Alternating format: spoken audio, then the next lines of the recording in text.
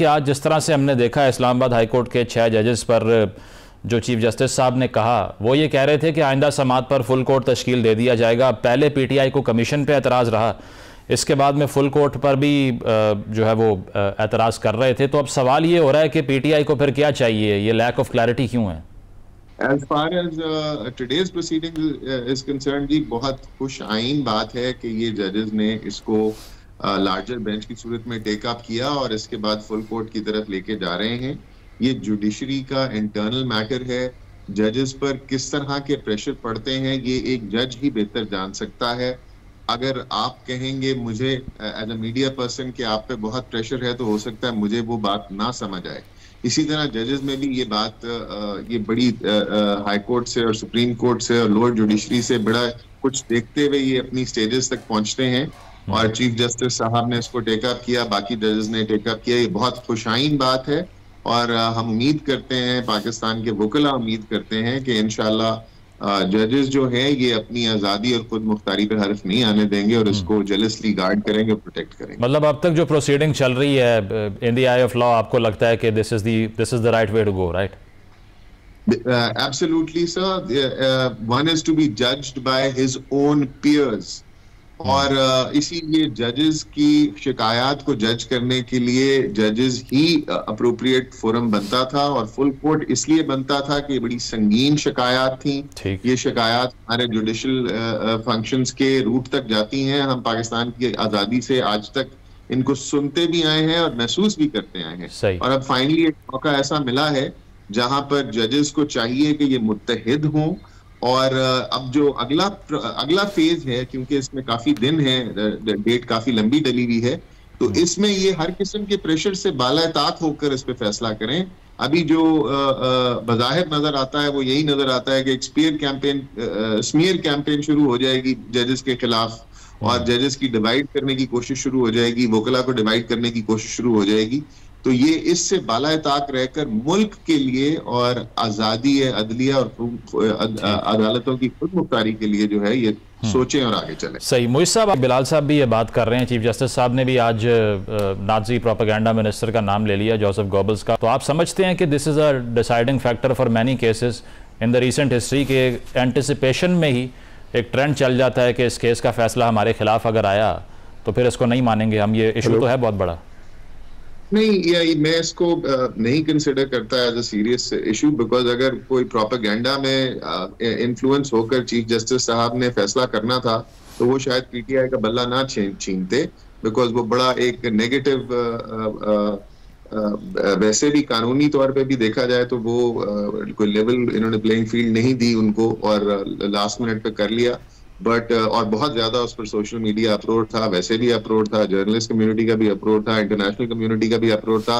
अगर इन्होंने इन्फ्लुएंस में आके लेना होता तो वो फैसला रात की तारीखी में ना लेते। तो ये खैर चलता रहता है, अदलिया पर हर किस्म के प्रेशर्स होते हैं, आप पर भी होते हैं, वकला पर भी होते हैं। सोसाइटी जो है वो पाकिस्तान में तो खैर एक बड़ी पोलराइज सोसाइटी हो गई भी है, हम लोग यूज्ड टू हो चुके हैं इन चीजों के।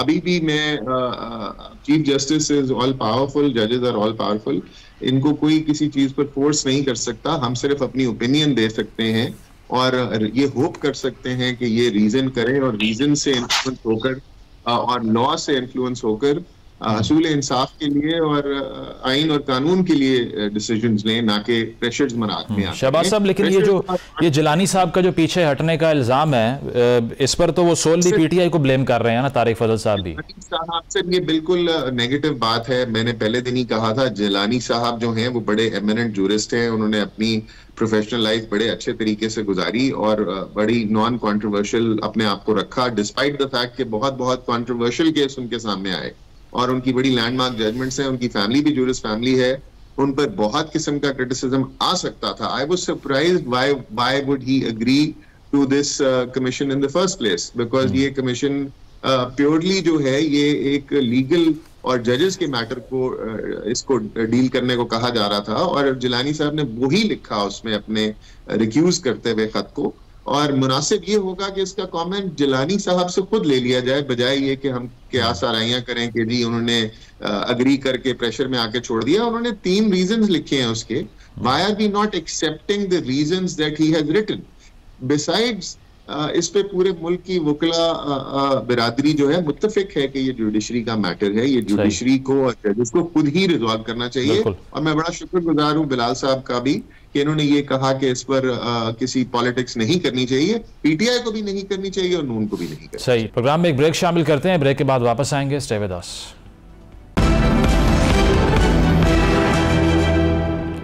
वेलकम बैक नाजरीन, गुफ्तगू के सिलसिले को आगे बढ़ाते हैं। मोइज साहब, आप क्या समझते हैं बड़ा इंपॉर्टेंट आज ये हमने ये रिमार्क भी सुना कि अतर मिनुल्लाह साहब ने ये अदालत में कहा ना कि जिस तरह से इस मामले में मुल्जिम ही एग्जीक्यूटिव है, तो अगर उसी को इसकी इन्वेस्टिगेशन सौंप दी जाएगी तो फिर तो कुछ नहीं हो सकता। Do you agree with this proposition? जी बिल्कुल, I agree with it. I am on the record as one of the 300 lawyers who came in for criticism today as having protested this commission सिर्फ इस बुनियाद पे कि आप बिल्ली को दूध की रखवाली करने को कह रहे हैं। और आज तो ये भी क्लियर हुआ कि ये कोर्ट की तरफ से पुश थी कि प्राइम मिनिस्टर से मिलकर फिर इस कमीशन का मुतालबा किया जाए, जिसको अटॉर्नी जनरल साहब बड़ी डिफेंड कर रहे थे कि ये इंक्वायरी कमीशन बड़ी रोबस्ट बनेगी, ये कानून आपने शायद पढ़ा नहीं है, इसको सिविल कोर्ट की पावर होती है। बात सारी ये नहीं है, बात ये है कि टर्म्स ऑफ रेफरेंस आपने भेजने थे। वो टर्म्स ऑफ रेफरेंस भेजते हुए आप तो इतने कॉन्फिडेंट थे कि आपसे जब एक सवाल पूछा गया कि ये उन जजेस का ही मिसकॉन्डक्ट नहीं है जो ये कंप्लेन कर रहे हैं, तो आपने बड़े कूलली कहा कि नहीं मैं इस पे तो कुछ नहीं कहना चाहूंगा, लेकिन इंक्वायरी कमीशन जो कहती है उसको देखा जाएगा। यानी कि जिन लोगों की कंप्लेंट है जिसको आप बादियों नजर इन्वेस्टिगेट करने जा रहे हैं, आपने पहले से ही इस एवेन्यू को ओपन रखा हुआ है कि जब आपके हवाले से कुछ मिलेगा नहीं, जो कि आपने खुद कहा हुआ है कि इसको प्रूव करना हमारा काम नहीं है, तो हम क्या करें। ये सवाल था ना जजेस का, ये तो नहीं था कि हमारे पास इतनी सारी सबूत है और हमारे लिए कटहरा लगाएं। उन्होंने तो कहा था कि व्हाट शुड अ जज डू अगर उसके ऊपर इस तरह की इन्फ्लुएंस हो रही है, और फिर एक फैक्ट शीट दे दी थी कि भाई ये हमें पता है। अब ये प्रूवेबल है नहीं है, जाहिर है नहीं है according to the strict understanding of the law, लिहाजा उन्होंने एक जुडिशियल कन्वेंशन का मुतालबा किया था कि हम सब मिल बैठे और ये वाकयात किस किस के साथ हो रहे हैं, कम से कम पहले तो इसकी नौयत पता चले, इसकी डेप्थ और ग्रेविटी पता चले, उसके बाद एक तयन किया जाए कि इसका फिर रिस्पॉन्स अदलिया की तरफ से आना है तो क्या आना है, और उसके बाद से जो रेलेवेंट माउथ पीसेस हैं सोशल मीडिया पे भी और यूट्यूब पे भी, उनकी तरफ से ये जजेस have been in the dock. तो मुझे सब, लेकिन आप भी ये समझते हैं कि सोशल मीडिया पे एंटिसिपेशन में किसी फैसले के बारे में जो एक ट्रेंड चल जाता है वो अफेक्ट करता है प्रोसीडिंग्स को, या फिर सिर्फ ये एग्जैजरेशन है? नहीं, बिल्कुल भी नहीं चलना चाहिए ट्रेंड। देखिए, प्रेशर्स के बारे में आज एक 3 डायमेंशनल प्रेशर्स के ऊपर डिस्कोर्स हुआ जिसमें चीफ जस्टिस साहब जो है वो मौजूद थे। उस डिस्कोर्स के अंदर ये बात क्लियर थी ना कि किसी भी तरह का प्रेशर जो है वो आपने should not be brought to bear upon your countenance. तो अगर सोशल मीडिया से आप प्रेशराइज हो रहे हैं तो then you are not doing your job obviously, और ये यही कहा चीफ साहब ने। लेकिन मेरे ख्याल में जो डीमोनाइज किया जाता है फ्री स्पीच के एवेन्यूज को, उसके अंदर चंद मसाइल की बुनियाद पर कि जहाँ पे लोग अनसब्सटैंशिएटेड न्यूज स्टोरीज कवर करते हैं, मेरे ख्याल से